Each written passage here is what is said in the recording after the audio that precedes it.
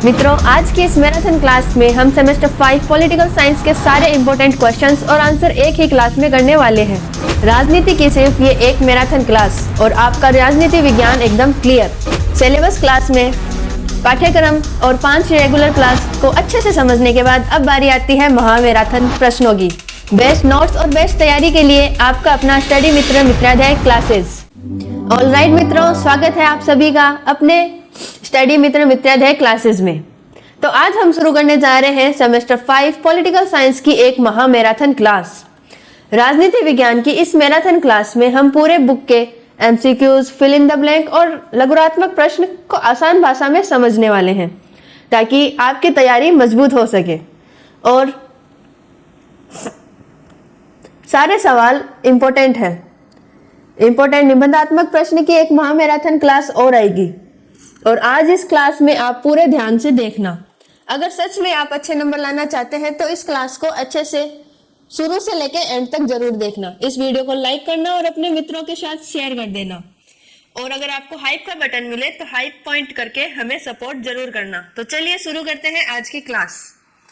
सभी टॉपिक्स के MCQs, important questions और फिल इन द ब्लैंक आपको हमारे ऐप में मिल जाएंगे। तो बस ऐप डाउनलोड करें, कोर्स खरीदें और शॉर्ट नोट से अपनी तैयारी को मजबूत करें।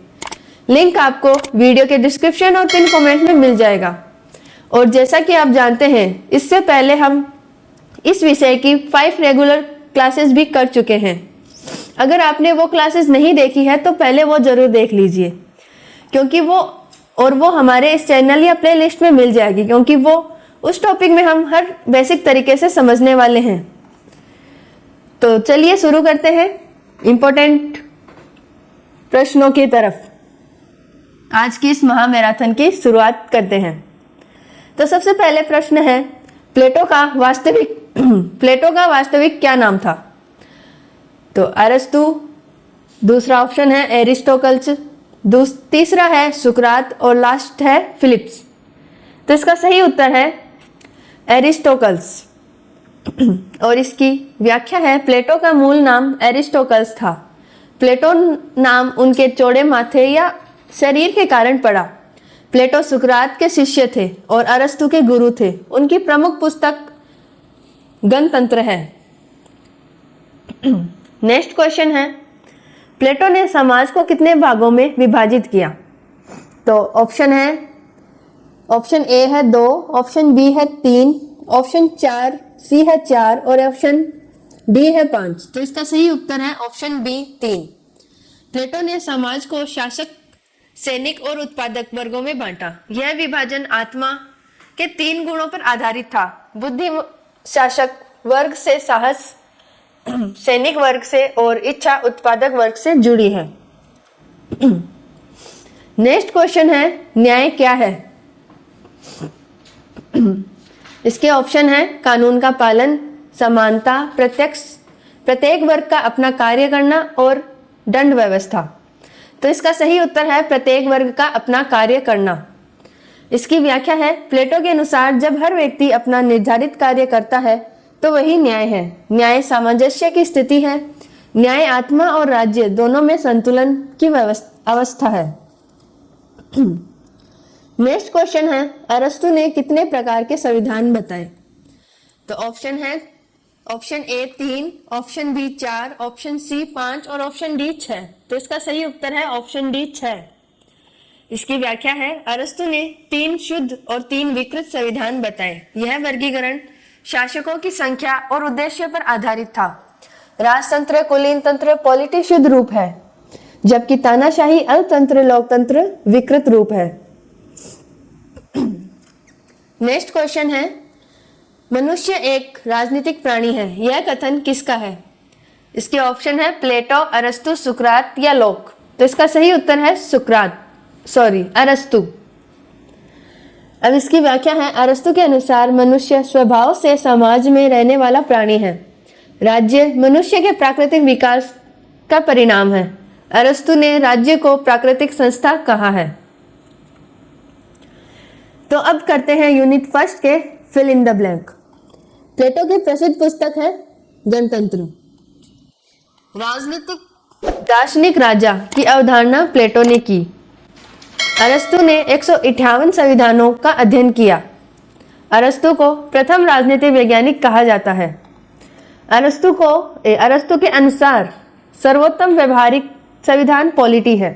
तो मित्रों, मेरा गला अभी तक आपने देख ही लिया, कंडीशन ठीक हुआ नहीं तो मैं सर को बुलाती हूँ। सर आइए, थोड़ी हेल्प कीजिए, गला खराब हो रहा है। तो सर आ गए हैं, तो चलिए अब कंटिन्यू करते हैं। तो अब करते हैं यूनिट फर्स्ट के मोस्ट इंपॉर्टेंट लघुरात्मक प्रश्नों की। तो पहला प्रश्न है, प्लेटो के आदर्श राज्य की प्रमुख विशेषताओं की व्याख्या। तो लीजिए सर, व्याख्या कीजिए। तो देखिए, फटाफट से अपन कंटिन्यू करते हैं। मैम का गला थोड़ा सा बैठा हुआ है, बट कोई नहीं, अपन मिलकर ये कंटिन्यू करते हैं। चलिए फटाफट से मैथन क्लास को आगे बढ़ाते हैं। क्वेश्चन था अपना आदर्श राज्य। तो देखिए, प्लेटो ने अपने ग्रंथ गणतंत्र में आदर्श राज्य की कल्पना की। उसके अनुसार राज्य का मुख्य उद्देश्य न्याय की स्थापना करना है। समाज को 3 वर्गों में बांटा गया और प्रत्येक वर्ग को अपना निश्चित कार्य दिया गया। ठीक है। शासन दार्शनिक राजा द्वारा होना चाहिए, क्योंकि वही सत्य और न्याय को समझ सकता है। इस प्रकार राज्य में सामंजस्य और नैतिकता स्थापित होती है। तो देखिए, बात ऐसी है कि प्लेटो ने राज्य को सिर्फ शासन की व्यवस्था नहीं माना, बल्कि उसने कहा कि राज्य का केंद्र न्याय होना चाहिए। क्या होगा? न्याय। यानी अगर राज्य में न्याय नहीं है तो वह राज्य सही अर्थ में राज्य ही नहीं है। ठीक है। अगर न्याय तो होना बहुत जरूरी है। तो प्लेटो ने समाज को 3 वर्गों में बांटा, शासक वर्ग, सैनिक वर्ग और अपने उत्पादक वर्ग। उसके अनुसार जब हर वर्ग अपना निश्चित कार्य ईमानदारी से करता है, तभी समाज में संतुलन बनता है। यानी कि हर वर्ग को अपना ही काम करना चाहिए, दूसरे काम में हस्तक्षेप नहीं करना चाहिए। सही कह रहा हूँ मैम? तो जब एक बहुत खास बात ये भी है कि प्लेटो क्या कहते हैं कि शासन किसी साधारण व्यक्ति को नहीं, बल्कि दार्शनिक राजा को करना चाहिए। किसको? दार्शनिक का मतलब समझो, जो ज्यादा सोच सकता है, कई तरह की निर्णय क्षमता रखता हो, जो सत्य को समझता हो, जो निजी स्वार्थ से ऊपर उठकर निर्णय लेता हो। इसी कारण से प्लेटो ने शासक वर्ग के लिए सामूहिक संपत्ति की व्यवस्था रखी। ठीक है, ताकि वे निजी लालच में ना फंसे, ना भ्रष्ट हों, केवल राज्य के हित में काम करें। मतलब क्या हुआ कि भाई जो शासक वर्ग है, जो शासन करता है, उनको संपत्ति देने की मतलब छूट दे देगी। भाई आपको सैलरी मिलेगी, एक तरह से समझ लो सैलरी की बात हो रही है। ताकि सैलरी मिलती रहेगी तो वो कहीं ना कहीं अपने भ्रष्ट वाला काम नहीं करेंगे, उनके पास पूंजी तो आ ही रही है। तो एक महत्वपूर्ण बात यह भी है कि प्लेटो ने शिक्षा पर बहुत बल दिया था, शिक्षा का सिद्धांत दिया था। ठीक है। तो उसके अनुसार सही शिक्षा के बिना न तो अच्छा नागरिक बन सकता है कोई, और न ही अच्छा शासक बन सकता है। तो शिक्षा बहुत इंपॉर्टेंट है। तो कुल मिलाकर प्लेटो के लिए राज्य का अंतिम उद्देश्य सामान्य हित था, व्यक्तिगत लाभ बिल्कुल भी नहीं था। समझे बात? चलिए फिर नेक्स्ट क्वेश्चन की ओर चलते हैं मैम। तो नेक्स्ट क्वेश्चन है, प्लेटो का न्याय सिद्धांत समझिए। थोड़ा सा आप बताइए मैम इसका। तो प्लेटो के अनुसार न्याय केवल कानून का पालन नहीं, बल्कि प्रत्येक व्यक्ति का अपना एक कार्य करना ही न्याय है। अच्छा। मतलब सिर्फ नियम मान लेना ही न्याय नहीं। असली न्याय तब है जब हर इंसान अपना काम ठीक से करे और दूसरों के कामों में दखल ना करे, मतलब अंगुली ना घुसाए। अब उन्होंने कहा कि आत्मा को 3 भागों में बांटा गया, बुद्धि, साहस और इच्छा। यानी हमारे अंदर 3 चीजें होती है, सोचने वाला दिमाग, हिम्मत देने वाली ताकत और मन की इच्छाएं जो कुछ भी चाहती है। जब ये तीनों संतुलन रहते हैं तो व्यक्ति न्याय करता है, न्याय में होता है। मतलब अगर दिमाग सही फैसला करे, हिम्मत उसका साथ दे और इच्छा कंट्रोल में रहे तो इंसान अच्छा और संतुलित बनता है। इसी प्रकार जब समाज में तीनों वर्ग अपना अपना कार्य ठीक से करे तो राज्य न्याय स्थापित होता है। ठीक वैसे जैसे घर में हर सदस्य अपना अपना काम करे तो घर शांति से चलता है, वैसे ही समाज में हर वर्ग अपना काम सही से करे तो राज्य मजबूत बनता है। न्याय का नैतिक अर्थ यानी प्लेटो के लिए न्याय दिल और चरित्र से जुड़ी हुई बात है, सिर्फ किताबों का नियम नहीं। आत्मा का त्रिभाग सिद्धांत, मतलब इंसान के अंदर 3 हिस्से मिलकर काम करते हैं, उन्हें संतुलित रहना चाहिए। प्रत्येक वर्ग का अपना काम है, यानी हर व्यक्ति अपना जिम्मा निभाएगा, किसी और पर काम नहीं थोपेगा। सामंजस्य ही न्याय है, मतलब जब सब कुछ मिलकर ठीक से चले वही असली न्याय है। अन्याय असंतुलन से उत्पन्न है, यानी जब कोई हिस्सा ज्यादा हावी हो जाए तब गड़बड़ शुरू हो जाती है। न्याय राज्य की स्थिरता का आधार है। सरल भाषा में कहे तो जहाँ संतुलन होगा वही शांति होगी, और जहाँ शांति होगी वही राज्य टिकेगा, है ना सर? सही कहा आपने। चलिए नेक्स्ट क्वेश्चन पे आते हैं। तो नेक्स्ट क्वेश्चन है, दार्शनिक राजा की अवधारणा को स्पष्ट कीजिए। ठीक है मैम। तो नेक्स्ट क्वेश्चन क्या है अपना? दार्शनिक राजा। तो देखिए, दार्शनिक राजा भी अपन फटाफट से देख लेते हैं। तो प्लेटो का मानना क्या था कि जब दार्शनिक राजा शासन करेगा तो शासन अच्छे से चलेगा। तो जब तक दार्शनिक राजा शासन नहीं करेंगे तब तक राज्य में न्याय संभव ही नहीं हो पाएगा, क्योंकि दार्शनिक राजा ये जो ज़्यादा सोच सकता है, अच्छे से न्याय कर सकता है। तो न्याय संभव किसके बिना नहीं हो पाएगा? दार्शनिक राजा के बिना। तो मतलब उसने साफ कहा कि आम नेता नहीं बल्कि समझदार और ज्ञानवान व्यक्ति ही राज्य चला सकता है। समझे क्या कहा जा रहा है? कि सिर्फ ताकत से नहीं बुद्धि से शासन होना चाहिए। दार्शनिक राजा वह है जो सत्य और ज्ञान को समझता है, तो सत्य भी समझ रहा है, ज्ञान भी समझ रहा है, यानी जो सही और गलत में फर्क कर सके, जो सच्चाई को पहचानता हो। आसान शब्दों में कहें तो पहले खुद समझदार बने फिर दूसरों को शिक्षा दे। सही है। ठीक है, तो वह निजी स्वार्थ से ऊपर उठकर शासन करता है, खुद के बारे में नहीं सोचता, जनता के बारे में सोचता है। मतलब उसे अपनी जेब या अपने फायदे की चिंता नहीं होती। सोचो अगर शासक लालची हो जाएगा तो कितना फर्क पड़ेगा लोगों को। भाई लोगों को फर्क तो नहीं पड़ेगा, बट लोगों को जब कुछ फायदा ही नहीं होगा उस राजा से, जब लोगों के हित में कार्य ही नहीं होगा, तब वो जनता आगे आएगी कि भाई राजा क्या कर रहा है, राजा सो गया है क्या। तो फर्क पड़ना चाहिए। अगर राजा अपनी स्वार्थ काम नहीं कर रहा है तो उससे फर्क पड़ना चाहिए कि भाई निजी हित का काम क्यों कर रहे हो आप। वह दार्शनिक राजा अच्छे से कर पाता है क्या, कि वो निजी हित का काम नहीं करता, वो जनता के लिए काम करता है।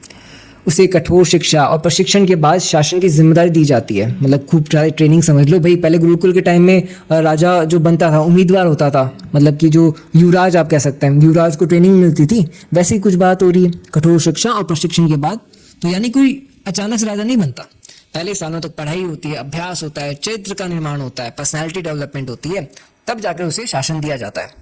ज्ञान आधारित शासन मतलब फैसले भावना से नहीं, समझदारी और तर्क से लिए जाते हैं।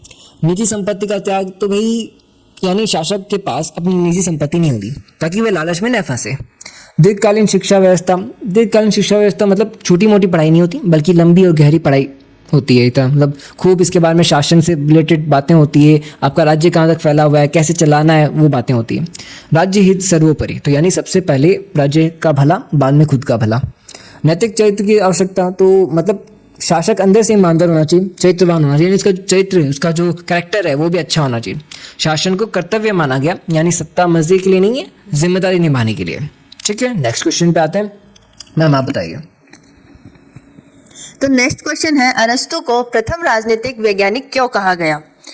तो अरस्तु ने राजनीति का अध्ययन वैज्ञानिक पद्धति से किया। मतलब उन्होंने सिर्फ कल्पना नहीं बल्कि तथ्यों और प्रमाणों के आधार पर राजनीति को समझा। मतलब थे कौन समझा? मतलब ये है कि राजनीति ने कहानी नहीं बल्कि विषय की तरह पढ़ा गया। उन्होंने 158 संविधानों का अध्ययन किया, उनकी तुलना की, यानी अलग अलग राज्यों की व्यवस्थाएं देखी, नोट्स बनाए और फिर तुलना की। देखो ये भी नोट्स बना दिया पढ़ी तरह। सोचो उस समय इतने संविधान पढ़ा, इतना बड़ा काम कर रहा। उनके विचार अनुभव और तथ्यों पर आधारित थे। मतलब जो सोचा समझा उसी पर निष्कर्ष निकाला, बिना सोचे समझे बात मान लेना वाले विचारक नहीं थे। उन्होंने संविधान का वर्गीकृत किया और राज्य को एक प्राकृतिक संस्था बताया, यानी उन्होंने अलग अलग शासन प्रणाली को श्रेणियों में बांटा और कहा कि राज्य कोई जबरदस्ती चीज नहीं बल्कि मनुष्य की स्वाभाविक जरूरत है। इसी कारण उन्हें प्रथम राजनीतिक वैज्ञानिक कहा गया। मतलब राजनीति को व्यवस्थित और तार्किक विषय बनाया और उन्होंने नहीं शुरुआत की बनाने की। तो तुलनात्मक अध्ययन की शुरुआत, यानी अलग अलग व्यवस्थाओं की तुलना करके निष्कर्ष निकाला। 158 संविधानों का विश्लेषण, मतलब गहराई से अध्ययन और जांचा। अनुभव आधारित दृष्टिकोण, यानी जो देखा वही आधार बनाया। संविधान का वर्गीकरण, मतलब शासक के प्रकार को स्पष्ट रूप से बांटना। राज्य को प्राकृतिक संस्था माना, यानी मनुष्य स्वभाव से राजनीति है इसलिए राज्य बनता है। व्यवहारिक राजनीति का समर्थन, मतलब आदर्श राज्य नहीं बल्कि वास्तविक दुनिया की राजनीति पर जोर है। जी। तो नेक्स्ट क्वेश्चन है, अरस्तु के संविधानों के वर्गीकरण को स्पष्ट कीजिए। तो अब इसके आंसर को देखते हैं। अरस्तु ने संविधानों को दो आधारों पर वर्गीकृत किया, शासकों की संख्या और शासन का उद्देश्य। मतलब उन्होंने देखा कि शासन कैसे चल रहा है और किसके हित में चल रहा है। मतलब ये कि कितना लोग शासन में है और वे जनता के लिए काम कर रहा है या कोनी भी कर रहा, वो ही होवे असली फर्क। मतलब तो थे समझ गया। तो उनसे 3 शुद्ध और 3 विकृत संविधान अब सर बताएंगे। तो भाई अरस्तु के संविधान का वर्गीकरण है। ठीक है, अब इसको अच्छे से समझते हैं कि इन्होंने 3 शुद्ध और 3 विकृत संविधान बताए। कितने? 3 तो शुद्ध और 3 विकृत संविधान। यानी हर शासन अच्छा भी हो सकता है और बिगड़ा हुआ भी हो सकता है। बात सिर्फ नाम की नहीं, काम की है। राजतंत्र, कुलीन तंत्र और पॉलिटी जो है शुद्ध रूप है। कौन से? राजतंत्र, कुलीन तंत्र और पॉलिटी शुद्ध रूप है, जबकि तानाशाही, अर्थतंत्र और प्रजातंत्र विकृत रूप है। याद हो गया? राजतंत्र, कुलीन तंत्र, पॉलिटी शुद्ध रूप है, तानाशाही, अर्थतंत्र और प्रजातंत्र ये विकृत रूप है। मतलब जब एक, कुछ या अनेक लोगों के शासन की बात हो रही है ना, सबके हित में बात हो रही हो, सबके काम की बात हो रही हो, तो वो अच्छा है। लेकिन वही बात जहाँ पर स्वार्थ की बात हो रही हो, जहाँ पे सिर्फ एक व्यक्ति, स्पेसिफिक व्यक्ति की बात हो रही हो, उसके लाभ की बात हो रही हो, तो वो व्यवस्था अच्छी नहीं है, वो बिगड़ी हुई व्यवस्था है। तो उनका मानना था कि पॉलिटी सबसे स्थिर व्यवस्था है। यानी उन्होंने कहा कि मिश्रित शासन सबसे सुरक्षित है, जहाँ मध्यम वर्ग मजबूत होता है। सीधी बात उन्होंने ये रखी कि संतुलन रहेगा तो व्यवस्था टिक जाएगी। ठीक है, यानी कि भाई अमीर वर्ग, गरीब वर्ग, सभी वर्गों में समानता बनी रहनी चाहिए, संतुलन बना रहना चाहिए, मिश्रित व्यवस्था रहनी चाहिए। 2 आधारों पर वर्गीकरण था उनका, यानी कि संख्या, उद्देश्य से शासन की पहचान करना। मतलब समझे, ये संख्या और उसके उद्देश्य से शासन की पहचान करना कि भाई कितने संख्या तक वो पहुंचेगी लाभ। 3 शुद्ध संविधान, मतलब जनता के हित में चलने वाली व्यवस्थाएं। 3 विकृत संविधान, यानी निजी लाभ के लिए चलने वाली व्यवस्थाएं। सामान्य हित वर्सेज निजी हित, तो भैया तो आप समझते ही हो, खुद का भला या फिर किसी और का भला। पॉलिटी और श्रेष्ठ को मानना, भाई पॉलिटी को श्रेष्ठ इसलिए मानना कि वो मिश्रित व्यवस्था है, संतुलित व्यवस्था है। ठीक है, स्थिरता को उन्होंने महत्व दिया। किन्होंने दिया? अपने अरस्तु ने। और अरस्तु के लिए सबसे ज़रूरी बात क्या थी? राज्य लंबे समय तक शांत और मजबूत बना रहना चाहिए, संतुलित बना रहना चाहिए। सही है, चलिए फिर okay next ma'am, next question बताइए क्या है अपना। नेक्स्ट क्वेश्चन है, अरस्तु के अनुसार राज्य एक प्राकृतिक संस्था है, स्पष्ट कीजिए। तो चलिए स्पष्ट करते हैं। अरस्तु का मानना था कि मनुष्य स्वभाव से राजनीतिक प्राणी है। मतलब इंसान अकेले नहीं रह सकता, उसे समाज और राज्य की जरूरत होती है। मतलब जहाँ मछली पानी के बिना कौन रह सका ना, भी आपा समाज के बिना कौन रह सका। तो अब शुरू करते हैं। परिवार से गांव और गांव से नगर, राज्य का विकास हुआ। यानी सबसे पहले परिवार बना, फिर कई परिवार मिलकर गांव बने और कई गांव मिलकर राज्य बना। तो सीधी सीधी बात यह है कि राज्य अचानक नहीं बल्कि धीरे धीरे बढ़ता गया। राज्य का उद्देश्य केवल जीवन नहीं बल्कि उत्तम जीवन प्रदान करना है। मतलब सिर्फ खाना पीना और जीना ही नहीं काफी नहीं, अच्छा और सुरक्षित और सम्मानजनक जीवन देना ही राज्य का असली काम है। इसलिए राज्य मनुष्य की प्राकृतिक आवश्यकताओं की पूर्ति के लिए बना है। यानी राज्य कोई जबरदस्ती चीज नहीं बल्कि इंसान की जरूरत से पैदा हुआ है। मनुष्य राजनीतिक प्राणी है, मतलब इंसान समाज में रहकर ही अपनी पहचान बनाता है। परिवार से राज्य का विकास, यानी राज्य एक प्राकृतिक प्रक्रिया का परिणाम है। उत्तम जीवन लक्ष्य, मतलब सिर्फ जीना नहीं, अच्छा जीना भी महत्वपूर्ण है। राज्य आत्मनिर्भर संस्था, यानी राज्य अपनी जरूरतें खुद पूरी कर सकता है। नैतिक विकास का बल, मतलब राज्य का काम चरित्र और सद्गुणों का विकास भी है। राज्य स्वाभाविक रूप में उत्पन्न, यानी राज्य यानी मनुष्य की प्रकृति ही पैदा हुआ है। निष्कर्ष ये है कि अरस्तु के अनुसार राज्य मनुष्य की जरूरत से जन्मा है। उसका उद्देश्य केवल जीवन नहीं बल्कि उत्तम और नैतिक जीवन देना है। इसलिए मनुष्य और राज्य एक दूसरे से अलग नहीं रह सकते। जी। तो अब तक जो हमने सेमेस्टर फर्स्ट के हुए पेपर और उनमें हमारे यूट्यूब क्लासेस वाले ऐप और ऐप वाले पीडीएफ से क्वेश्चन लगभग 90% तक आए। जी। मतलब पेपर चाहे क्वेश्चन हमारी वीडियो से आए या हमारे पीडीएफ से आए तो मित्राध्याय वाले ऐप से ही है। तो सभी टॉपिक्स के नोट्स, एमसीक्यूज और फिल इन द ब्लैंक्स आपको हमारी ऐप में मिल जाएंगे। तो बस ऐप को डाउनलोड करें, कोर्स खरीदें और शॉर्ट नोट से अपनी तैयारी को मजबूत बनाएं। वीडियो का लिंक आपको ऐप का लिंक आपको वीडियो के डिस्क्रिप्शन और पिन कमेंट में मिल जाएगा। और जैसा कि आप जानते हैं, इससे पहले हम रेगुलर 5 क्लासेस भी कर चुके हैं। अगर आपने वो नहीं देखी है तो पहले वो ज़रूर देखना, वो आपको हमारे इस चैनल में या प्लेलिस्ट में मिल जाएगी। तो चलिए अब शुरू करते हैं सेकेंड यूनिट। तो सेकेंड यूनिट का फर्स्ट क्वेश्चन है, सिटी ऑफ गॉड किसकी रचना है? तो इसके ऑप्शन है मैकियावेली, ऑगस्टीन, लॉक और हीगल। तो इसका सही उत्तर है ऑगस्टीन। जी। ऑगस्टीन ने दो नगर सिद्धांत दिए, ईश्वर का नगर और सांसारिक नगर। यह मध्ययुगीन धार्मिक राजनीति का आधार है। ऑगस्टीन ने धर्म को राज्य से ऊपर रखा। वह चर्च की श्रेष्ठता का समर्थन करता था। जी एकदम सही कहा आपने। नेक्स्ट क्वेश्चन है, थॉमस एक्विनास किससे प्रभावित थे? तो इसके ऑप्शन है प्लेटो, अरस्तु, हॉब्स और मार्क्स। तो इसका सही उत्तर है अरस्तु। एक्विनास ने अरस्तु के दर्शन को ईसाई धर्म से जोड़ा, इसलिए उसे मध्य युग का अरस्तु कहा जाता है। 4 प्रकार के कानून बताए हैं अरस्तु ने। नेक्स्ट क्वेश्चन है, मैकियावेली की प्रसिद्ध पुस्तक कौन सी है? तो इसके ऑप्शन है रिपब्लिक, लेविथान्स, द प्रिंस और सोशल कॉन्ट्रैक्ट। तो इसका सही उत्तर है द प्रिंस। इसकी व्याख्या है, द प्रिंस में शासक को सत्ता बनाए रखने की सलाह दी गई। यह व्यवहारिक राजनीति का ग्रंथ है। मैकियावेली फ्लोरेंस के निवासी थे। उन्होंने आधुनिक राजनीति का जनक कहा जाता है। जी मैकियावेली को किस युग का जनक कहा जाता है? भाई अभी आया था। तो इसके ऑप्शन है मध्य युग, आधुनिक युग, प्राचीन युग या पुनर्जागरण। तो इसका सही उत्तर है आधुनिक युग। तो इसकी व्याख्या है, राजनीति को धर्म से अलग किया, इसलिए आधुनिक राजनीतिक चिंतन की शुरुआत मानी जाती है। नेक्स्ट क्वेश्चन है, एक्विनास ने कानूनों को कितने प्रकार में बांटा? तो इसके ऑप्शन है 2, 3, 4, 5। तो इसका सही उत्तर है ऑप्शन सी 4।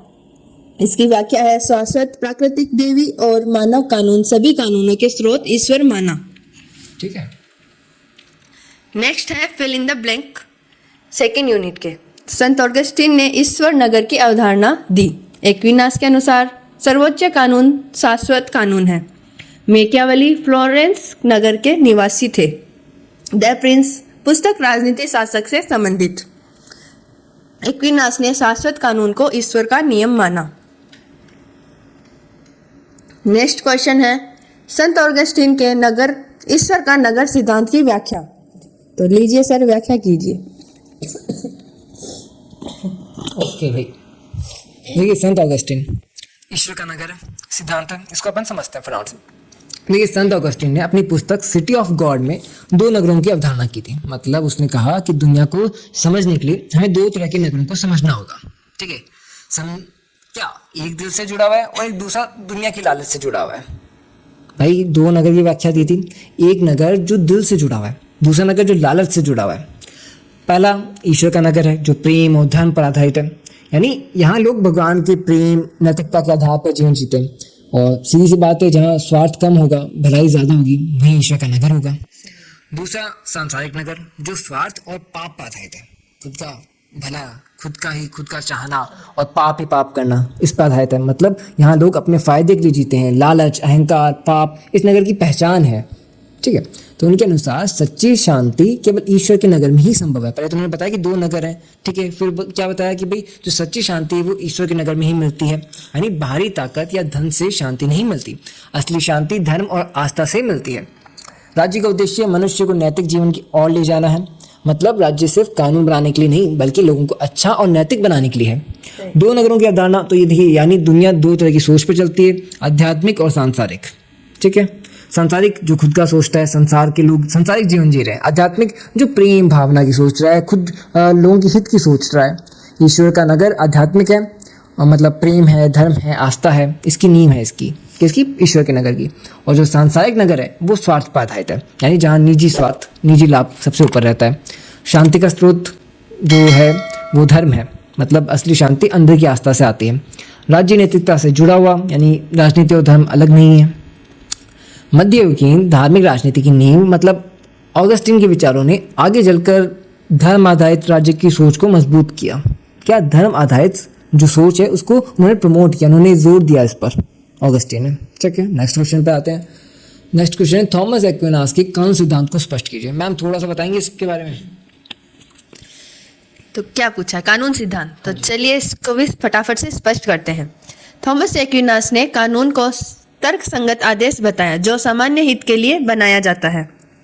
मतलब कानून कोई मनमानी चीज नहीं, बल्कि समझदारी से बनाया गया नियम है जो सबके भले के लिए होता है। मतलब ओ कि कानून को मकसद डरानो को नहीं होवे बल्कि समाज ने सही दिशा दिखानी होवे, बाने सही जगह जो डायरेक्शन हो ना वो देनी होवे। उन्होंने कानून को 4 प्रकार में विभाजित किया: शाश्वत, प्राकृतिक, देवी और मानव कानून। यानी हर कानून एक जैसा नहीं होता, कुछ ऊपर से आते हैं और कुछ हमारी बुद्धि से समझे जाते हैं और कुछ राज्य बनाता है। उनके अनुसार सभी कानूनों का स्रोत ईश्वर है, मतलब आखिर में हर नियम की जड़ ईश्वर की योजना में है। तो सीधी सीधी बात यह है कि कानून केवल इंसानों की सोच नहीं बल्कि देवी व्यवस्था से जुड़ा हुआ है। राज्य के कानून प्राकृतिक कानून के अनुरूप होने चाहिए, यानी जो नियम राज्य बनाए वे सही और न्यायपूर्ण होने चाहिए। अगर कोई कानून न्याय के खिलाफ है तो सही कानून नहीं माना जाएगा। कानून सामान्य हित के लिए, मतलब कानून सबके भले के लिए हो, किसी एक के फायदे के लिए नहीं। शाश्वत कानून ईश्वर का नियम है, यानी यह सबसे ऊंचा और स्थायी नियम है। प्राकृतिक कानून मानव बुद्धि से ज्ञान मतलब इंसान अपनी समझ से सही और गलत पहचान सकता है। देवी कानून धर्म ग्रंथों में, यानी जो नियम पवित्र ग्रंथों में बताए गए हैं। मानव कानून राज्य द्वारा निर्मित, मतलब सरकार द्वारा बनाए गए नियम। कानून और नैतिकता का संबंध, यानी कानून सिर्फ बाहरी नियम नहीं बल्कि नैतिकता से जुड़ा हुआ है। जी नेक्स्ट क्वेश्चन पे आते हैं। तो नेक्स्ट क्वेश्चन है, एक्विनास के मध्य युग का अरस्तु क्यों कहा जाता है? तो चलिए देखते हैं। एक्विनास ने अरस्तु के विचारों को ईसाई धर्म से जोड़ा जी। मतलब उन्होंने पुराने यूनानी दर्शन को सीधा नहीं अपनाया बल्कि उसे अपने धर्म के साथ मिलकर समझा। मतलब कौन समझा थे? मतलब ओ कि 2 अलग अलग दुनिया न जोड़कर दर्शन को धर्म दियो। वे तर्क और धर्म न सामंजस्य स्थापित करता, मतलब बैलेंस बनाता। यानी वह मानते थे कि सिर्फ आस्था ही नहीं बल्कि बुद्धि भी जरूरी है। सीधी सीधी बात यह है कि दिमाग और विश्वास दोनों साथ चल सकते हैं। अरस्तु की तरह उन्होंने राज्य को प्राकृतिक संस्था माना, मतलब राज्य कोई जबरदस्ती चीज नहीं बल्कि मनुष्य की स्वाभाविक जरूरत से बना है। इसलिए उन्होंने मध्य युग का अरस्तु कहा जाता है, क्योंकि उन्होंने अरस्तु के दर्शन को नया रूप दिया। यानी उन्होंने अरस्तु के विचारों को अपने हिसाब से और समय से ढाला, समझे, पुराने विचारों को नए ढंग से पेश किया। अरस्तु से प्रभावित मतलब उनकी सोच की जड़ अरस्तु के दर्शन में थी। तर्क और धर्म का संवयन, यानी सोच और विश्वास को एक साथ जोड़ना। राज्य को प्राकृतिक संस्था माना, मतलब राज्य मनुष्य की प्रकृति से पैदा हुआ। कानून सिद्धांत का विकास, यानी उन्होंने कानून को व्यवस्थित रूप से समझाया। ईसाई धर्म का समर्थन, मतलब उनके विचार धर्म से जुड़े हुए थे। मध्यकालीन विचारधारा का प्रमुख स्तंभ, यानी उस समय की सोच में उनका बहुत बड़ा प्रभाव था। जी। नेक्स्ट क्वेश्चन है, मैकियावेली को आधुनिक राजनीति का जनक क्यों कहा जाता है? मैकियावेली ने राजनीति को धर्म और नैतिकता से अलग किया। मतलब उन्होंने कहा कि राजनीति को केवल धार्मिक नियमों से नहीं चलाया जा सकता। मतलब ओ कि शासन न चलाने के लिए जमीन की सच्चाई देखनी पड़े, सिर्फ आदर्श शासक की को नहीं हुआ है। उन्होंने व्यवहारिक राजनीतिक पर बल दिया और शक्ति को मुख्य तत्व माना। यानी उनके लिए सबसे जरूरी चीज थी सत्ता को संभालना और उसे बचा कर रखना। सीधी सीधी बात यह कि अगर सत्ता ही नहीं बचेगी तो बाकी बातें क्या, बेकार ही। उनकी पुस्तक द प्रिंस में शासक को यथार्थवादी सलाह दी गई। मतलब किताब में ये बताया गया कि शासक को कब कठोर होना चाहिए, कब चालाक। ये कोई कहानी नहीं बल्कि सीधी सलाह है और राज्य कैसे चलाना है। इसलिए उन्होंने आधुनिक राजनीति का जनक कहा जाता है। यानी उन्होंने राजनीति को नई दिशा दी, जहां आदर्श से ज़्यादा हकीकत को महत्व दिया गया। राजनीति को धर्म से अलग किया, मतलब शासन को स्वतंत्र विषय बनाया। शक्ति को प्रमुख आधार माना, यानी सत्ता में नियंत्रण सबसे जरूरी है। यथार्थवादी दृष्टिकोण, मतलब जैसा है वैसा देखना, कल्पना में नहीं रहना। राष्ट्रीय एकता पर बल, यानी मजबूत और एकजुट राज्य की जरूरत बताई। द प्रिंस प्रमुख कृति मतलब इस पुस्तक में उन्हें पहचान मिली। आधुनिक राज्य की नींव यानी उनके विचारों ने आगे की राजनीति को नई दिशा दी। तो नेक्स्ट क्वेश्चन है, मैकियावेली के अनुसार राजनीति और नैतिकता के संबंध। लो सर आप समझाओ। चलिए फिर नेक्स्ट क्वेश्चन अपना, मैकियावेली के अनुसार राजनीति और नैतिकता का संबंध। देखिए, मैकियावेली का मानना था कि राजनीति में नैतिकता का कठोर पालन हमेशा संभव नहीं है। मतलब उन्होंने कहा कि किताबों वाली जो नैतिकता है हर समय लागू नहीं की जा सकती। मतलब कानून के अंदर बता दिया, आपके जो बुक के अंदर लिख दिया कि भाई ये करना है, बट हर बार जरूरी नहीं कि वो पालन हो। मतलब जमीन की राजनीति अलग होती है, वहाँ फैसले हालात देख कर लिए जाते हैं ना, है ना। मतलब जरूरी नहीं कि हर बार आप वो एग्जैक्ट कानून है उसके हिसाब से चलोगे। आप जब जमीन पर आओगे, आप जब प्रैक्टिकल लाइफ में आओगे, रियल लाइफ में आओगे, तो वहाँ हालात के ऊपर काम होते हैं। तो शासक को राज्य की सुरक्षा के लिए कठोर निर्णय लेने पड़ते हैं। यानी अगर राज्य खतरे में हो तो शासक को सख्त कदम उठाने होंगे। सीधी बात, कभी कभी नरमी से काम नहीं चलता है और ना ही कभी कभी कठोरता से काम चलता है। दोनों को बैलेंस करके काम करना पड़ता है। उन्होंने उद्देश्य की प्राप्ति को अधिक महत्व दिया। मतलब अगर लक्ष्य राज्य की रक्षा है तो साधन उतने मायने नहीं रखते, समझे। पहले राज्य बचे फिर बाकी बात है। इसलिए राजनीति को व्यवहारिक और शक्ति आधारित क्षेत्र माना गया है। क्या माना गया है? राजनीति को व्यवहारिक और शक्ति आधारित क्षेत्र माना गया है। किनके अनुसार? मैकियावेली के अनुसार। यानी राजनीति भावना से नहीं, ताकत और समझदारी से चलती है। राजनीति से अलग क्षेत्र मतलब ये धर्म या निजी नैतिकता से अलग विषय है। राज्य की सुरक्षा सर्वोपरि है। उद्देश्य साधन को उचित बना सकता है। शासक को कठोर होना चाहिए, यथार्थवाद पर बल देना चाहिए। मतलब ऐसे कई बातें होती है। वैसे ही एक बात होती है कि नैतिक आदर्शवाद का विरोध होता है। यानी सिर्फ आदर्श में खोकर शासन नहीं चलाया जा सकता, आपको थोड़ा सा अलग तरीके से भी चलना पड़ता है। रियल लाइफ पे आना पड़ता है, प्रैक्टिकल लाइफ पे आना पड़ता है। ये उनका अपना नैतिकता वाला संबंध जो है, राजनीति और नैतिकता का संबंध इन्होंने बताया कि भाई जरूरी नहीं कि हर बार नैतिक नियमों पर चलाया जाए। चलिए फिर नेक्स्ट क्वेश्चन है अपना, एक्विनास के प्राकृतिक कानून सिद्धांत की व्याख्या कीजिए। देखिए, एक्विनास के अनुसार प्राकृतिक कानून मानव बुद्धि द्वारा समझा जाने वाला ईश्वर का नियम है। क्या है भाई? ईश्वर का नियम है जो मानव बुद्धि से समझती है, प्राकृतिक कानून है। मतलब ये कोई बाहर से लिखा हुआ नियम नहीं है, बल्कि इंसान अपनी समझ से उसे पहचान सकता है। ठीक है मैम, थोड़ा सा बताओगे? मतलब वो यह कहना चाहे कि जे आपने अंदर अपन अगर आप कोई गलत करा तो अपन फील होने लग जाए ना कि हाँ शायद वो गलत है, या आप एक सागे गलत कर रहे हैं, भी वो है प्राकृतिक नियम। जो अपन फील होवे भी वो प्राकृतिक नियम है। यह सही और गलत का आधार प्रदान करता है। यानी अगर हमें तय करना हो कि कोई काम ठीक है या नहीं, तो प्राकृतिक कानून हमें दिशा देता है। सीधी सीधी कहे तो यह असली मापदंड है। मानव कानून को प्राकृतिक कानून के अनुरूप होना चाहिए। मतलब सरकार जो नियम बनाए वह न्याय और नैतिक के खिलाफ नहीं होना चाहिए। यदि कोई कानून प्राकृतिक नियम के विरुद्ध है तो वह न्याय संगत नहीं माना जाएगा। यानी सिर्फ लिख देना ही कोई नियम नहीं, उसे नैतिकता भी होना चाहिए। प्राकृतिक कानून बुद्धि से ज्ञान, मतलब इंसान अपनी समझ से इसे पहचान सकता है। सही और गलत का आधार, यानी यही असली कसौटी है। ईश्वर से संबंध, मतलब इसकी जड़ ईश्वर से योजना में है। मानव कानून पर नियंत्रण, यानी राज्य के नियम भी इसके अधीन है। न्याय की कसौटी, मतलब हर कानून को इसी से परखा जाएगा। नैतिक राज्य की स्थापना, यानी ऐसा राज्य जहां नियम भी हो, नैतिक भी हो और शासन भी न्यायपूर्ण हो। जी जी, चलिए फिर। तो अब सभी को अगर इससे रिलेटेड टॉपिक्स, एमसीक्यूज और फिल इन द ब्लैंक आपको चाहिए तो हमारे ऐप में मिल जाएंगे। तो बस फटाफट से ऐप डाउनलोड करें, कोर्स खरीदें और शॉर्ट नोट से अपनी तैयारी को मजबूत बनाएं। लिंक आपको वीडियो के डिस्क्रिप्शन और पिन कमेंट में मिल जाएगा।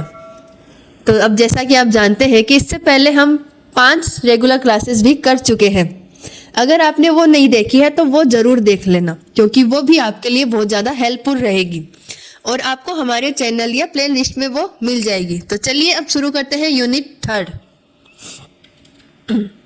तो यूनिट 3 के फर्स्ट एमसीक्यू है, लेविथान्स पुस्तक किसने लिखी? तो इसके ऑप्शन है लॉक, रूसो, हॉब्स और मिल। तो इसका सही उत्तर है option C, Hobbs.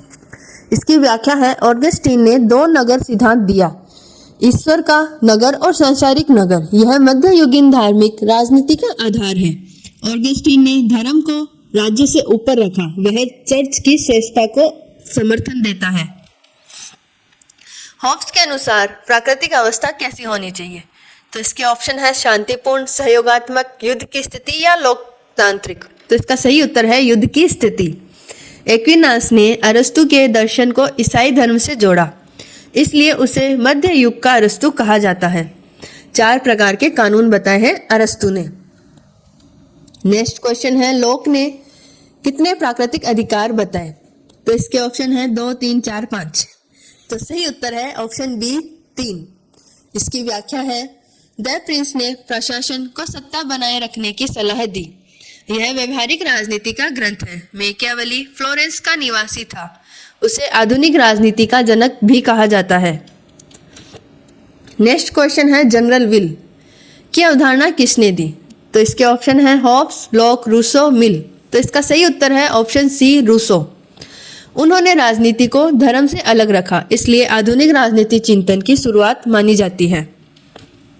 Next question है विद्रोह का अधिकार किसने दिया? तो इसके ऑप्शन है हॉब्स, लॉक या दोनों या किसी ने भी नहीं। तो इसका सही उत्तर है option B Locke. Next question है अब शुरू करते हैं अपने फिल इन द ब्लैंक। प्राकृतिक अवस्था सभी के विरुद्ध सभी का युद्ध थी। जीवन, स्वतंत्रता और संपत्ति। रूसो की पुस्तक सोशल कॉन्ट्रैक्ट यानी सामाजिक संविधा है। संप्रभु की शक्ति निरंकुश या पूर्ण होती है। संप्रभुता जनता में निहित होती है। नेक्स्ट क्वेश्चन है हॉब्स की प्राकृतिक अवस्था का वर्णन कीजिए। हॉब्स के अनुसार प्राकृतिक अवस्था वह स्थिति है जहां कोई राज्य या कानून नहीं होता। मतलब सोचिए एक ऐसी दुनिया जहां ना कोई पुलिस हो, ना कोई सरकार हो, ना कोई नियम। मतलब जिया मन में आवे बिया एकदम खुली छूट, बेकाबू स्थिति। इस अवस्था में सभी मनुष्य समान होते हैं, लेकिन स्वार्थी और भयभीत भी होते हैं। यानी ताकत में भले थोड़ा फर्क हो, पर हर कोई एक दूसरे से डरता है, और क्योंकि सब अपने फायदे के बारे में सोचेंगे, इसलिए भरोसा क्या ही रहेगा। इसलिए यह स्थिति सभी के विरुद्ध सभी का युद्ध बन जाती है। मतलब हर व्यक्ति को दूसरे को शक की नजरों से देखा जाता है।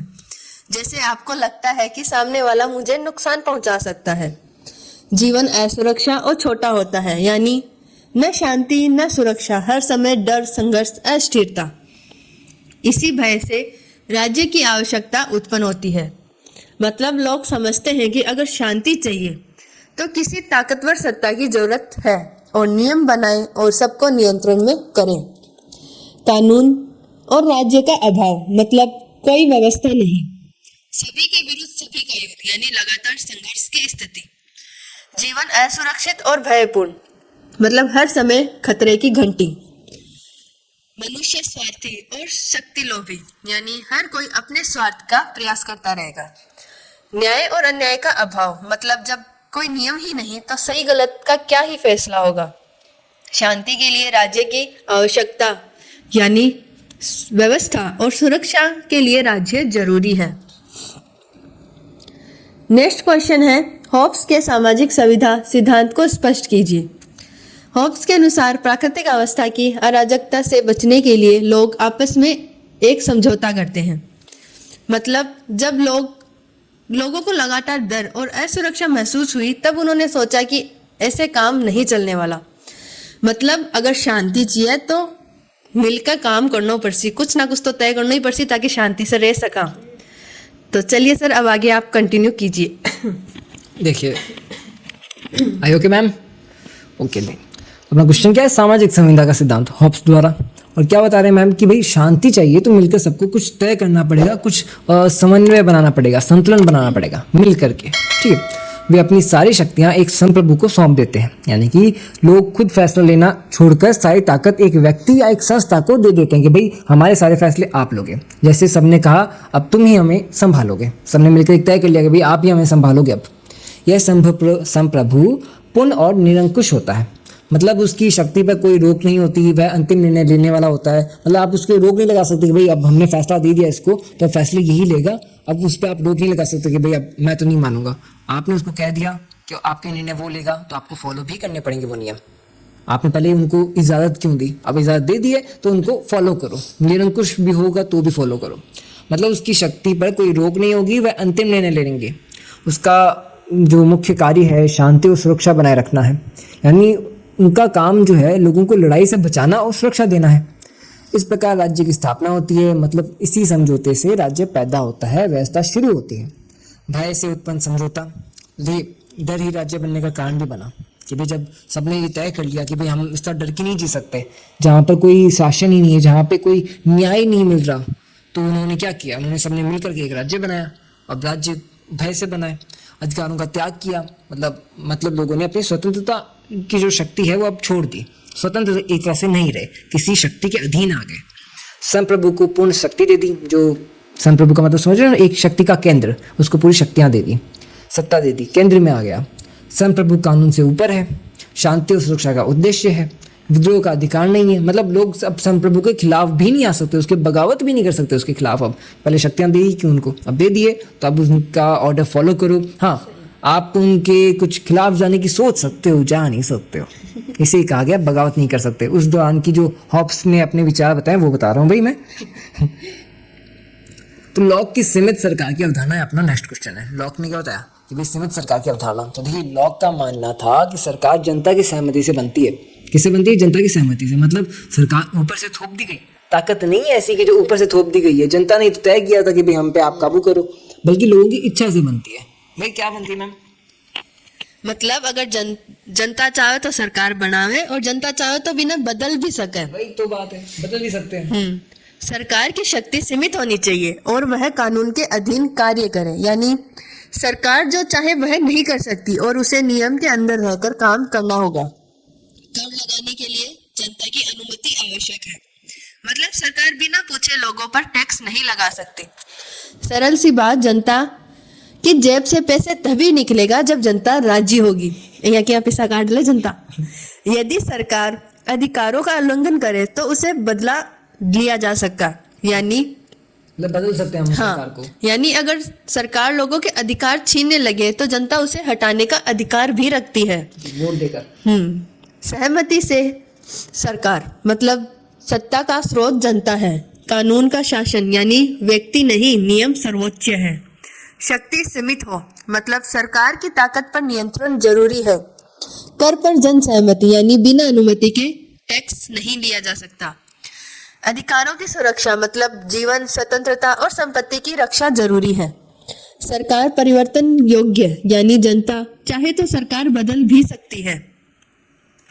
तो चलिए चलते हैं नेक्स्ट क्वेश्चन की तरफ।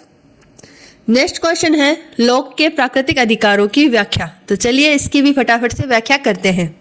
लोक के अनुसार मनुष्य जन्म से कुछ नहीं अधिकार लाता जिन्हें कोई नहीं छीन सकता। मतलब इंसान जैसे ही पैदा होता है उसके साथ कुछ अधिकार अपने आप आ जाते हैं। मतलब सरकार की देन वो नहीं, बल्कि जन्म से ही अधिकार मिलने डाया अपन तो। ये अधिकार है जीवन, स्वतंत्रता और संपत्ति, यानी जीने का अधिकार, अपनी मर्जी से जीने का हक और अपनी कमाई का हक। सीधी सीधी बात, कोई भी इन तीनों को जबरदस्ती हमसे नहीं छीन सकता। सरकार का मुख्य उद्देश्य इन अधिकारों की रक्षा करना है। मतलब सरकार इसलिए बनाई गई ताकि ये अधिकार सुरक्षित रहे। अगर सरकार ही इन्हें न बचा पाए तो उनका क्या काम, वो तो बेकार ही है।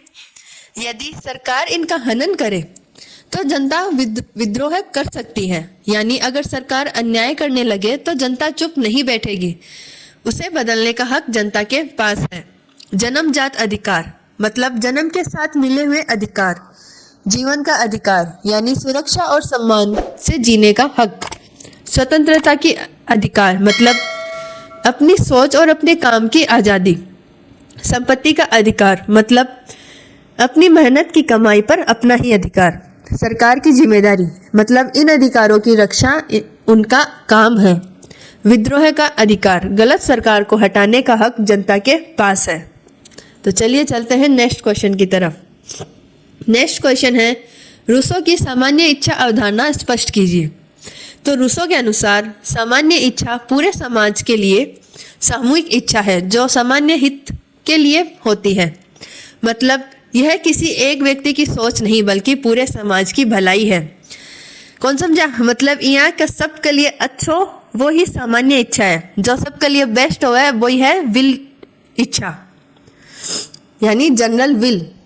यह व्यक्तिगत इच्छाओं से अलग होती है, यानी मेरी निजी चाहत और समाज की भलाई एक जैसी भी नहीं हो सकती। सीधी सीधी बात यह है कि अगर मेरी इच्छा सिर्फ मेरे फायदे की है तो वह सामान्य इच्छा नहीं हो सकती। तो लीजिए सर, आगे आप कंटिन्यू कीजिए। जी देखिए, जो अपनी सामान्य इच्छा है वो क्या है कि भाई सबके बारे में सोचना। तो आगे कंटिन्यू करते हैं कि संप्रभुता जनता में निहित होती है। मतलब असली शक्ति का जो है किसी राजा में नहीं बल्कि लोगों में होती है। जनता ही असली मालिक है, बट वो तो एक तरह से जो कागजी नियम है वो हमें फॉलो करने होते हैं, राजा के नियम फॉलो करने होते हैं। बट ताकत क्या है? जनता है, जनता ही मालिक है। सामान्य इच्छा का पालन ही सच्ची स्वतंत्रता है। मतलब जब हम उस नियम का पालन करते हैं जो हमें मिलकर बनाया है, तब हम सच में स्वतंत्र हैं। मतलब अपनी बनाई व्यवस्था को मानना ही असली आज़ादी है। भाई आपने जो नियम बनाया, जनता ने मिलकर ही तो नियम तय किए कि भाई हाँ ऐसा ऐसा होना चाहिए, भाई जनता ही तो पास करती है। बट बस वही है कि जनता अगर विरोध में आ जाए तो नियम हट भी सकता है ना। तो सामूहिक इच्छा की अवधारणा मतलब सबकी भलाई की एक साझा सोच है। सामान्य हित सर्वोपरि, यानी समाज का भला पहले, निजी लाभ बाद में। व्यक्तिगत इच्छा से भिन्न, तो भाई जो निजी स्वार्थ है वो अलग है, सामूहिक भलाई अलग है। दोनों अलग अलग बातें हैं। व्यक्तिगत इच्छा अलग है और सामूहिक इच्छा अलग है। संप्रभुता जनता में, तो यानी अंतिम शक्ति लोगों के पास ही है। किसका कहना है? रूसो का कहना है। ये सब भाई हॉब्स ने अलग बातें कही है। हॉब्स के अनुसार तो भाई अपने जो राजा हैं उनके पास शक्ति है, वहीं अपने जो क्या नाम है रूसो जी कह रहे हैं कि भाई जनता के पास ताकत है, असली जनता के अंदर है, जनता संप्रभु के अंदर है। कानून सामान्य इच्छा का रूप है, सच्ची स्वतंत्रता आज्ञापालन में ही है।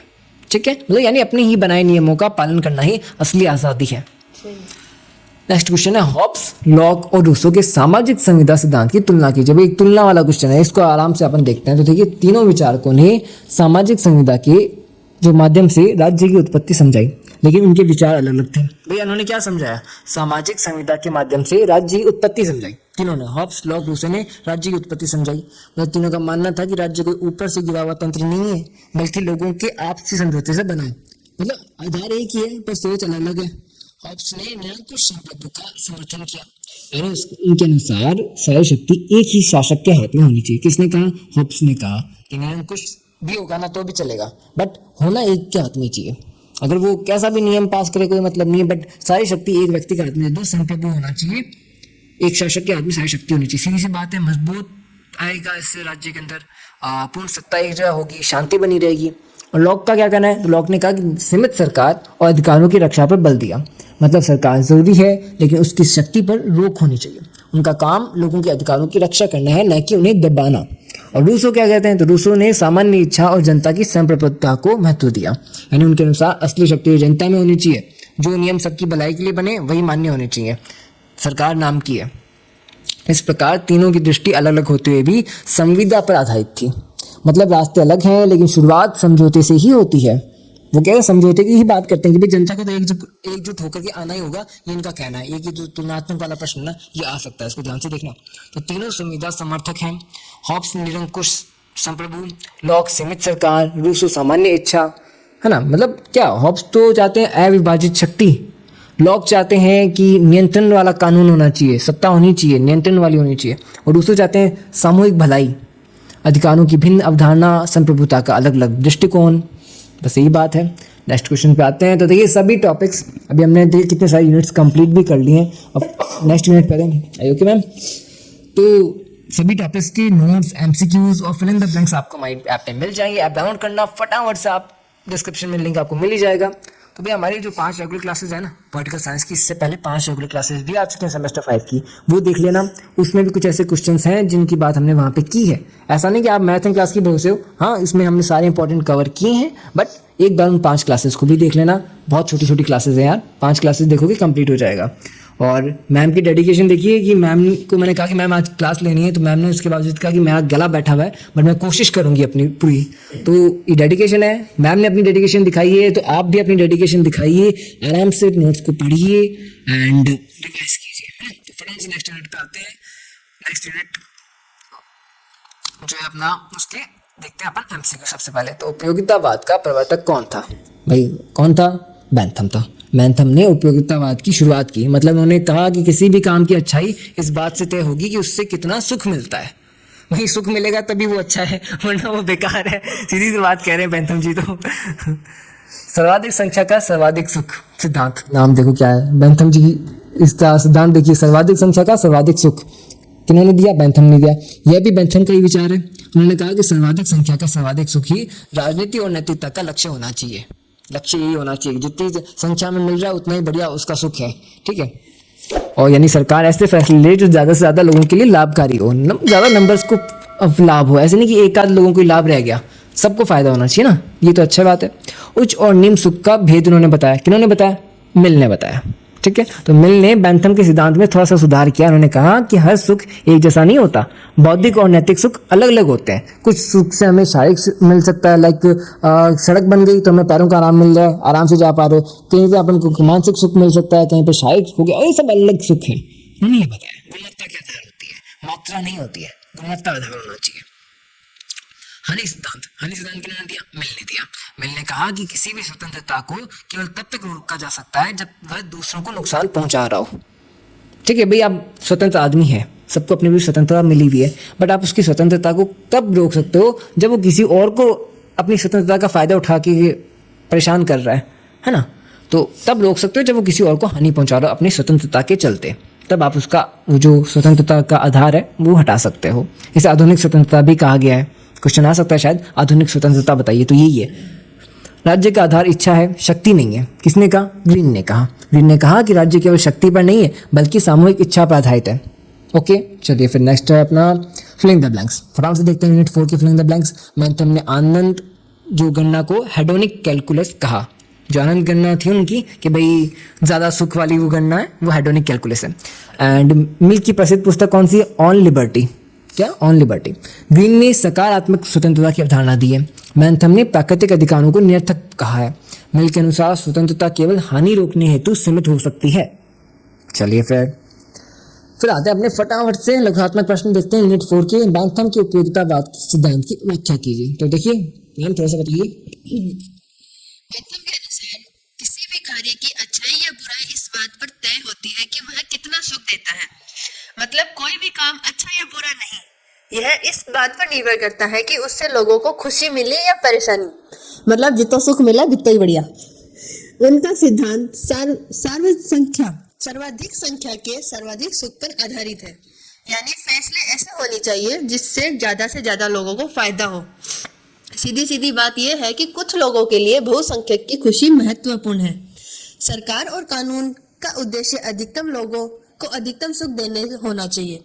सरकार का काम लोगों को खुश और संतुष्ट रखना है। अगर कानून ऐसा सुखद नहीं तो उसका क्या मतलब? सुख और दुख की नैतिकता पर आधार, यानी सही और गलत कसौटी यही है कि काम सुख से मिलता है या दुख से। सुख आधारित नैतिकता मतलब खुशी ही निर्णय का आधार है। सर्वाधिक संख्या का सिद्धांत यानी बहुमत की भलाई सर्वोपरि।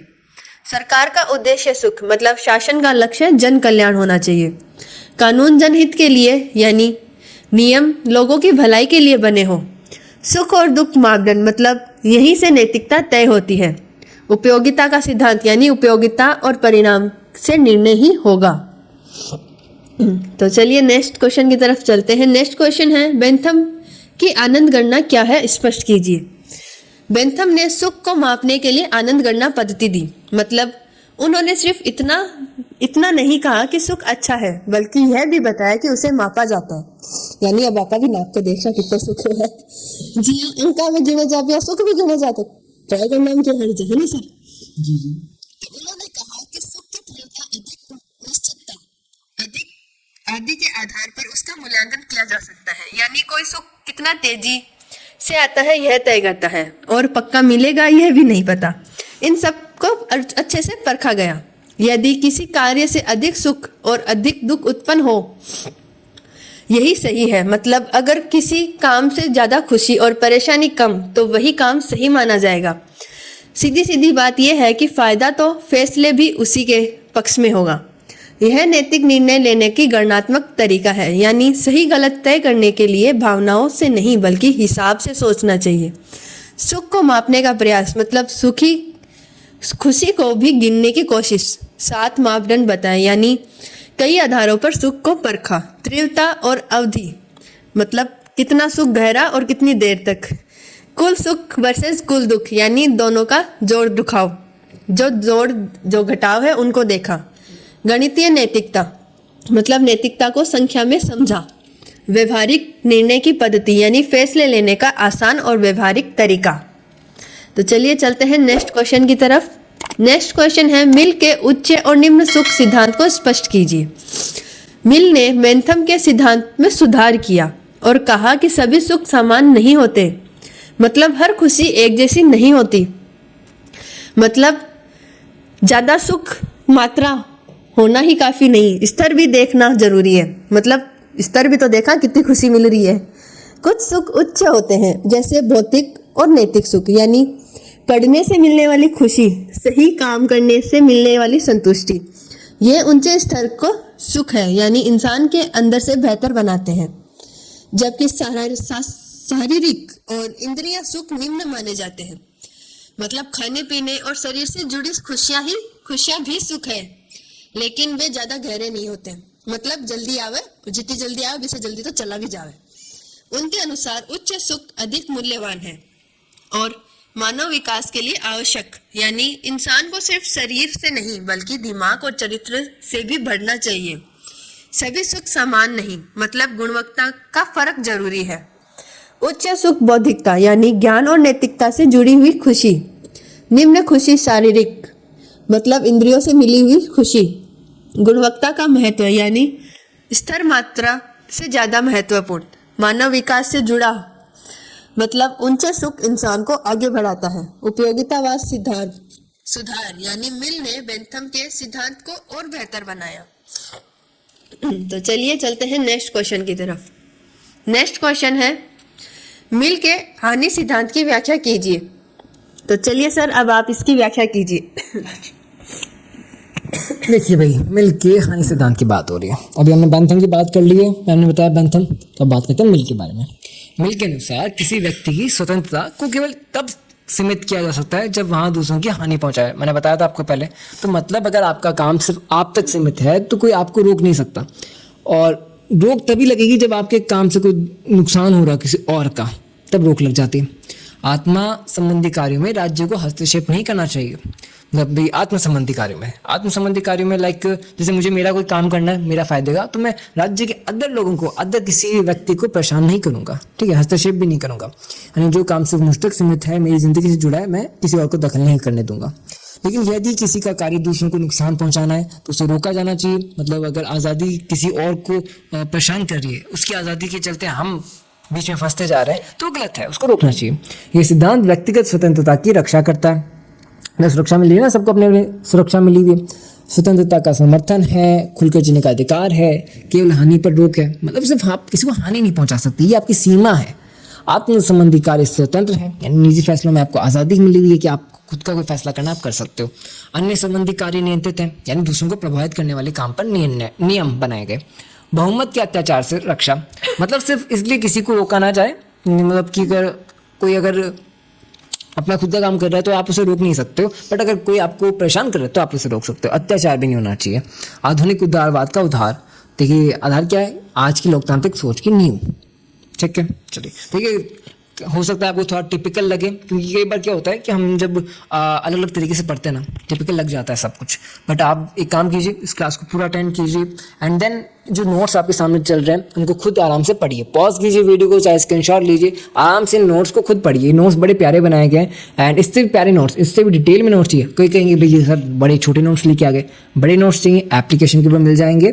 आप टेलीग्राम चैनल भी ज्वाइन कर सकते हो एंड व्हाट्सएप चैनल भी ज्वाइन कर सकते हो। वहाँ पे आपको कुछ छोटे छोटे ऐसे हिंट भी दिए जाएंगे जो आपके पेपर में काम आएंगे। हिंट का मतलब ऐसा होगा, वन शॉट सुपर शॉट हम बोलते हैं, जिसके अंदर हम वो चीज़ें बताते हैं लाइक जो आपकी एग्जैक्ट पेपर में आपको कोई पॉइंट याद नहीं आ रहा तो आप क्या पॉइंट लिख सकते हो वहाँ पर, ठीक है। पॉइंट्स बताए जाते हैं, वो भी आप चेक कर लीजिएगा। चैनल की लिंक आपको डिस्क्रिप्शन में मिल जाएंगे। क्वेश्चन नंबर 3 की सकारात्मक स्वतंत्रता की अवधारणा स्पष्ट कीजिए। ये ग्रीन के अनुसार स्वतंत्रता केवल बंधन से मुक्ति नहीं है, बल्कि अपनी क्षमता का विकास करने की शक्ति है। मतलब सिर्फ यह काफ़ी नहीं है क्योंकि हमें रोक ले। असली आज़ादी तब है जब हम अपनी प्रतिभा और योग्यता को आगे बढ़ा सकें। क्या कह रहा हूँ मैं कि भाई आपकी स्वतंत्रता कोई ऐसे रोक नहीं सकता, आपको अपनी क्षमताओं को आगे बढ़ाने का, विकास करने की क्षमता है। खुला मैदान भी होना चाहिए और उस दौड़ने की क्षमता भी होनी चाहिए, ताकत भी होनी चाहिए।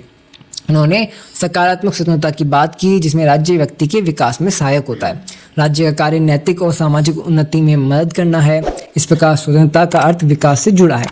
स्वतंत्रता का सकारात्मक अर्थ होता है यानी मतलब आज़ादी, मतलब विकास की ताकत।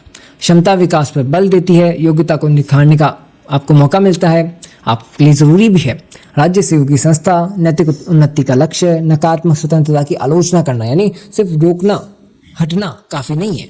किसी को आप गलत चीज़ को रोक भी रहे हो तो कुछ अच्छा काम भी करो। आधुनिक कल्याणकारी राज्य की नींव यानी आज की वेलफेयर स्टेट की ये बड़ी अच्छी सोच है भाई, आज फ्यूचर के लिए बड़ी अच्छी सोच है ना। ये जो ग्रीन ने सकारात्मक अपने स्वतंत्रता की बात रखी है वो वेलफेयर सोसाइटी के लिए अच्छा है। मिल को स्वतंत्रता का महान समर्थक क्यों कहा जाता है? मिल ने अपनी पुस्तक ऑन लिबर्टी में व्यक्तिगत स्वतंत्रता का जोर दिया था, समर्थन किया था। मतलब उन्होंने साफ कहा कि इंसान को अपनी जिंदगी में अपने तरीके से जीने का हक है। तो उन्होंने कहा, मिल ने कहा, जब तक किसी को नुकसान नहीं पहुंचाते, जब तक बिना रुके काम करते रहो, तब तक आपको कोई नहीं रोक सकता। उन्होंने विचार और अभिव्यक्ति की स्वतंत्रता को आवश्यक बताया, यानी बोलने का पूरा अधिकार है, सोचने की आज़ादी है, कर सकते हो काम। बहुसंख्यकों के अत्याचार से व्यक्ति की रक्षा की बात की। मतलब अगर कोई ऐसा व्यक्ति जिसके पास अपने वर्ग का समर्थन है और ऐसे व्यक्ति पर जोर दिखा रहा है जिसके पास समर्थन नहीं है तो वो गलत है। बहुसंख्यकों का अल्पसंख्यकों के साथ अत्याचार नहीं होना चाहिए, रक्षा होनी चाहिए। उनका हानि सिद्धांत आधुनिक लोकतंत्र की नींव बनाता है। एंड स्वतंत्रता का महान समर्थक कहा गया इनको, किनको? मिल को कहा गया। ऑन लिबर्टी प्रमुख कृति है इनकी। विचार स्वतंत्रता का समर्थन करते हैं, हानि सिद्धांत दिया है, बहुसंख्यक अत्याचार का विरोध करते हैं। और हानि सिद्धांत क्या है? नुकसान हो तभी रोकना, ठीक है। महिला अधिकारों का समर्थन करते हैं, आधुनिक उदारवाद का स्तंभ भी है। क्या आज की स्वतंत्रता की सोच का बड़ा आधार क्या है? अपने ये महान समर्थक मिल की जो स्वतंत्रता का अधिकार है, स्वतंत्रता का महान समर्थन है, वही बात है। तो सभी टॉपिक्स के लिंक, सभी टॉपिक के एमसीक्यूज वगैरह सब कुछ नोट्स वगैरह आपको लिंक में मिल जाएंगे, डिस्क्रिप्शन में मिल जाएंगे। एप्लीकेशन पे जाना है, क्लास आपको वहाँ पे क्लास नहीं मिलती, एप्लीकेशन के ऊपर क्लास नहीं है, वहाँ पे सिर्फ नोट्स है। कई लोगों को डाउट है कि भाई वहाँ पे क्लासेस हैं क्या? नहीं, क्लास आपको यूट्यूब पे ही मिलेंगे, वहाँ पे सिर्फ नोट्स मिलेंगे। बहुत कम प्राइस है, 149 रुपीज़, आपके फ़ोन के रिचार्ज से भी कम है। ये प्राइस सिर्फ इसलिए रखी गई है ताकि हम हमारी व्यवस्था को आराम से चला सकें, वरना अभी तक हम अपनी तरफ से खर्चे कर रहे थे पॉकेट मनी, समझ रहे हो ना यार। तो पॉकेट मनी कहाँ तक लगाएंगे हम इसमें? अब थोड़ा सा समर्थन आपका भी चाहिए, इसलिए थोड़ी सी प्राइस रखी है हमने। एंड सब पूरी व्यवस्था के लिए सर्वर चलाना पड़ता है, एप्लीकेशन बनानी पड़ती है, उसका भी खर्चा होता है। और इस सब्जेक्ट की 5 और रेगुलर क्लासेस पहले से आ चुकी हैं, उनको आराम से देख लीजिएगा। अब फटाफट से यूनिट 5 पे आते हैं। तो द्वंद्ववाद का सिद्धांत किसने दिया था? हीगल ने दिया था।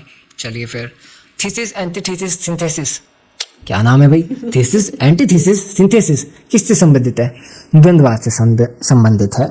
ये विचार मतलब कोई ऐसे टंग ट्विस्टर बोलता ना, वैसा बोल दिया मैंने तो मैम ही अच्छे से बता पाएंगे। दास कैपिटल के लेखक कौन है? तो देखिए मार्क्स दास कैपिटल के लेखक हैं। पूंजीवाद की आलोचना की गई है इसके अंदर, है ना। अतिरिक्त मूल्य सिद्धांत किसने दिया? मार्क्स ने दिया था। एंड वर्ग संघर्ष का सिद्धांत किससे जुड़ा हुआ है? ये भी मार्क्स से जुड़ा हुआ है, कार्ल मार्क्स, समझे। रिक्त स्थान है अपने फिलिंग द ब्लैंक्स यूनिट 5 के। हीगल का दर्शन द्वंद्ववाद पर आधारित है। मार्क्स का दर्शन द्वंद्ववाद भौतिकवाद कहलाता है। मार्क्स की दूसरी प्रसिद्ध पुस्तक कम्युनिस्ट घोषणा पत्र है। मार्क्स के अनुसार इतिहास वर्ग का संघर्ष इतिहास है, संघर्ष का इतिहास है। क्या मार्क्स के अनुसार क्या है इतिहास? संघर्ष का इतिहास है। हीगल के अनुसार राज्य पृथ्वी पर ईश्वर की अभिव्यक्ति है। चलिए फिर हीगल के द्वंद्ववाद सिद्धांत की व्याख्या कीजिए मैम, थोड़ा सा बताइए। यानी हिगल के अनुसार विकास एक द्वंद्वात्मक प्रक्रिया का माध्यम होता है। मतलब दुनिया में बदलाव अचानक से नहीं होता बल्कि टकराव से होता है। यानी जब दो सोच टकरासी, जब कुछ दो चीज टकराव, जो नई चीज इजाद हो ना, भी नई सोच इजाद हुई। हर विचार के साथ उसका विरोध उत्पन्न होता है और दोनों के संघर्ष का नया विचार जन्म लेता है। तो यानी एक विचार आता है, फिर उसका विरोध खड़ा होता है और दोनों की टक्कर से तीसरी सोच बनती है। देख लो मुझे बताइए ना, टकराव से नई चीज इजाद हो ना, भी सरल भाषा में कहे तो टकराव से ही आगे बढ़ना होता है। इसे सिंथेसिस, एंटीथीसिस और सिंथेसिस कहा जाता है। मतलब पहला विचार थीसिस, उसका विरोध एंटीसिस और दोनों का मेल सिंथेसिस, यही विकास का चक्र है। यही प्रक्रिया इतिहास और राज्य के विकास को समझाती है। यानी समाज और राज्य भी इसी तरह बदले, पुराने ढांचे टूटे और नए बनते गए। द्वंद्वात्मक विकास प्रक्रिया मतलब संघर्ष के जरिए प्रकृति। और सिंथेसिस, एंटीथेसिस और सिंथेसिस यानी विचार, विरोध और नया समाधान, नई सोच, विचारों का संघर्ष मतलब बदलाव की असली ताकत टकराव से है। और परिवर्तन का नियम यानी परिवर्तन स्वाभाविक और जरूरी है। इतिहास का दार्शनिक आधार मतलब इतिहास को समझने का तरीका। राज्य की क्रमिक विकास यानी राज्य धीरे धीरे संघर्षों के माध्यम से आगे बढ़ता गया। तो चलिए चलते हैं नेक्स्ट क्वेश्चन की तरफ। तो चलिए सर, अब आप आगे कंटिन्यू कीजिए। चलिए हीगल के राज्य संबंधी विचार स्पष्ट कीजिए। फटाफट से कंप्लीट करते हैं, थोड़े से क्वेश्चन और हैं। निबंधात्मक क्वेश्चन की एक और क्लास लगा देंगे। देखिए आज की क्लास थोड़ी बड़ी हो जाएगी, इस वजह से लघुत्मक क्वेश्चन तक ही सीमित रखते हैं। निबंधात्मक क्वेश्चन थोड़ी बहुत बच गए, ज़्यादा नहीं है, इसमें सारा कवर कर लिया है। और रेगुलर क्लासेस देखोगे तो उसमें भी कवर हो जाएगा, बाकी बचा हुआ निबंधात्मक प्रश्न कल की क्लास में लगाते हैं। तो हीगल के अनुसार राज्य नैतिक जीवन की सर्वोच्च अभिव्यक्ति है। मतलब राज्य सिर्फ शासन करने वाली संस्था नहीं है, बल्कि नैतिकता और आदर्शों का सबसे बड़ा रूप है। समाज की सारी नैतिक सोच राज्य में दिखाई देती है। राज्य व्यक्ति से ऊपर है। क्या है? व्यक्ति से ऊपर है, सामान्य हित का प्रतिनिधित्व करता है। यानी व्यक्ति अपने आप में महत्वपूर्ण है। भाई राज्य का मतलब आप राज्य मत समझो, कोई राज्य आप ऐसे राजस्थान राज्य की बात नहीं हो रही है, ये सत्ता की बात हो रही है, ठीक है, शक्ति की बात हो रही है। लेकिन राज्य सबके भले का प्रतिनिधि है। सीधी बात यह है कि राज्य का मकसद व्यक्तिगत नहीं, सामूहिक भलाई है। उन्होंने राज्य को पृथ्वी पर ईश्वर की अभिव्यक्ति कहा है। पृथ्वी की अभिव्यक्ति यानी पृथ्वी पर जो भगवान चाहते हैं ना, वो यही चाहते हैं कि भाई हाँ, राज्य जो कर रहा है वो सही है। क्या क्या उन्होंने, हीगल ने कहा है ये बात। मतलब राज्य को बहुत ऊंचा स्थान दिया गया है, जैसे ईश्वर की इच्छा समाज में राज्य के रूप में प्रकट हो गई हो। व्यक्ति की सच्ची स्वतंत्रता राज्य के भीतर ही संभव है, यानी अकेले रहकर पूरी आज़ादी नहीं मिलती है। राज्य सर्वोच्च संस्था है, नैतिक जीवन का रूप है, व्यक्ति राज्य के अधीन है, सामान्य हित प्रमुख होता है, यानी सामूहिक भलाई पहले आती है। राज्य ईश्वर की अभिव्यक्ति है, मतलब राज्य को दिव्य महत्व दिया गया है। राज्य जो है स्वतंत्रता के आधार पर चलता है, स्वतंत्रता राज्य के माध्यम से चलती है, कुछ भी कह सकते हो। अभी दोनों एक ही, इसके पूरक संपूरक होते हैं। मार्क्स के द्वंद्वात्मक भौतिकवाद को स्पष्ट कीजिए। देखिए मार्क्स ने हीगल के द्वंद्वात्मक को भौतिक आधार दिया। मतलब हीगल ने विचारों की टक्कर की बात की थी, लेकिन मार्क्स ने कहा असली टक्कर जमीन पर होती है। समझे क्या? दिमाग से ज़्यादा पेट और पैसा समाज को बदल देते हैं। मतलब जरूरी नहीं कि आप दिमाग से ही काम करते रहो। यहाँ पर किसी की भूख, जो व्यक्ति की भूख अगर ज़्यादा है, तो अगर उसको कमाना है, पैसा चाहिए या फिर कुछ अच्छा काम करना है, तो वो वाला समाज को अपने हिसाब से बदलता है ना, अपने विचारों के आधार पर बदल देता है। तो उनके अनुसार इतिहास का जो विकास है भौतिक परिस्थितियों और उत्पादन संबंधों के संघर्ष से होता है। उत्पादन के संबंध, ठीक है, यानी लोग कैसे कमाते हैं, कौन मालिक है, कौन मजदूर है, क्या कहानी है, उसी के आधार पर दिशा तय होती है। विचार नहीं बल्कि आधारिक संरचना समाज को बदल देती है। आर्थिक संरचना मतलब जरूरी नहीं कि हर बार विचार जो बताए गए उसी के अनुसार चलेंगे। जो लोगों की कमाई के साधन है वो भी बदल सकते हैं। वर्ग संघर्ष परिवर्तन का मुख्य कारण है। वर्गों का संघर्ष चलता है, मालिक मजदूर संघर्ष चलता है, टकराव होते हैं, नई व्यवस्था आती है, हीगल के सिद्धांत का रूपांतरण होता है, भौतिक परिस्थितियों पर बल दिया जाता है, आर्थिक आधार प्रमुख है, वर्ग संघर्ष परिवर्तन का कारण बन जाते हैं, इतिहास का वैज्ञानिक दृष्टिकोण, समाज परिवर्तन की प्रक्रिया, ये सब इसके मुख्य बिंदु हैं। मुख्य बिंदु क्यों दिए जाते हैं कि ये वो बिंदु हैं जिन्हें आप अच्छे से और डिस्क्रिप्शन में लिख सकते हो और ज़्यादा लिख सकते हो। अगर आप कहेंगे इसकी भी व्याख्या चाहिए तो उसकी व्याख्या एप्लीकेशन पर मिल जाएगी। तो सारा कंटेंट यहाँ पे लाना पॉसिबल नहीं है। ये भी जो कितनी बड़ी वीडियो बन गई है। तो देखिए चलिए कोई नहीं, मैथन क्लास है, अच्छा लग रहा है एंड डेडिकेशन के साथ जुड़े हुए हैं। अगर आप अभी तक इस क्लास में बने हुए ना तो मुझे आपकी डेडिकेशन और दिख रही है। मैम की डेडिकेशन तो है ही, आपकी डेडिकेशन भी कि आप इतनी क्लास तक पहुँचे हो।